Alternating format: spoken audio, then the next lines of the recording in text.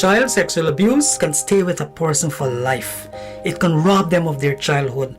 It's an unforgivable, unforgettable, despicable act. And yet, children suffer this abuse every day. During these times, we must keep a watch out for children. If you suspect child abuse, report it to the police without delay or call the CPA hotline on 227-0979. Protect children now. A message from the Child Care and Protection Agency, Ministry of Human Services and Social Security, and UNICEF.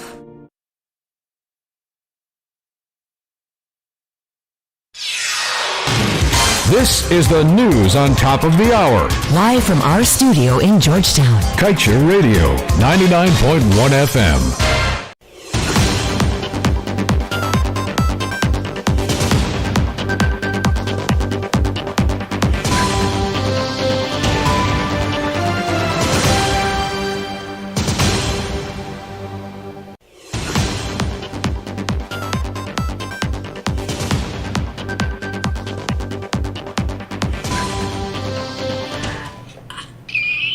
Good evening, welcome to this evening's newscast right here on Kaieteur Radio. I'm Kevin Smith. Without further ado, let's get to the news in detail.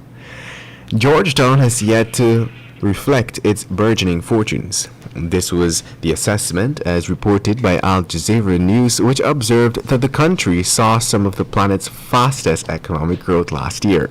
More than 43% according to the World Bank, as new offshore fields started production. According to Al Jazeera, Guyana's drive to develop its oil wealth is colliding with the threat climate change is posing to its future. It was noted that earlier this year, devastating floods wrecked crops and destroyed thousands of homes.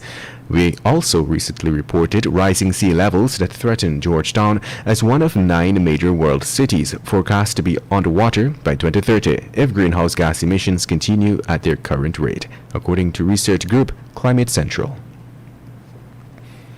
Meanwhile, popular Guyanese entertainers, DJs, and proprietors of hits and jams turned building contractors have come out to defend their recent acquisition of a lucrative government deal to build the Bamia Primary School in Region 10, saying despite having no experience in the field of construction, they are qualified in managing the money. Statement Investment Inc.'s DJ Ralph Ferguson on Tuesday signed the contract for the construction of a $346 million school. Football promoter Shanghai Major is also listed as one of the company's principals for that new construction company. Ferguson, in their defense, cited Jam Zone, Guyana Carnival, Kashif and Shanghai Tournament as proof of their experience in managing projects in the billions of dollars. Meanwhile, the Small Business Bureau recorded a total of $314.9 million in grant distribution to small business owners countrywide for the year. According to the Minister of Tourism, Industry and Commerce, Onij Waldron, the Bureau distributed a total of 717 small business grants and hopes to surpass 800 before the end of the year. The minister stated that the budgeted amount allocated to the sector was $250 million, but the extra amount rolled over from the last year's budget allowed the Bureau to distribute more than this year's budget. And now let's tell you, a police prosecutor, Corporal Hemchand Sukna, and his family on Sunday evening were forced to seek cover after 2 men in hoodies opened fire on his Craig Eastbank Demerara home. Shots were fired at Sukna's home around 21 hours 45. According to the police, the prosecutor observed 2 armed gunmen standing in front of his residence, one with a rifle and the other with a handgun. They began firing shots at the house, and he, along with his family, were forced to seek cover to avoid being hit.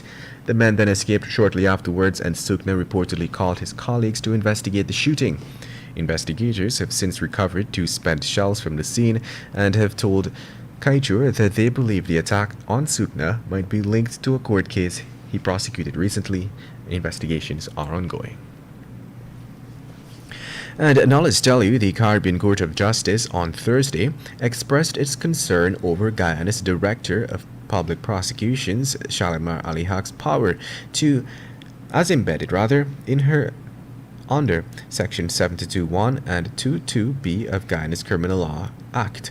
The concerns that were raised by the CCJ stemmed from the hearing of the oral presentations in the appeal that was filed by murder-accused Marcus Bisram, in which he challenged the constitutionality of the DPP's directive to have him face a murder retrial.